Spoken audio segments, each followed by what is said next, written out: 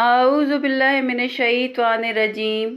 बिस्मिल्लाहिर्रहमानिर्रहीम।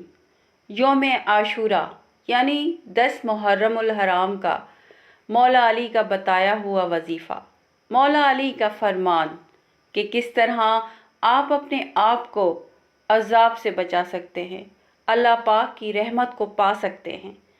मौला अली ने फरमाया, जिसने आशूरा 10 मुहर्रम के दिन 1000 मरतबा सूरह इखलास पढ़ी, बिस्मिल्लाहिर्रहमानिर्रहीम, कुल हुवल्लाहु अहद, अल्लाहु समद, लम यलिद वलम यूलद वलम यकुल लहू कुफुवन अहद।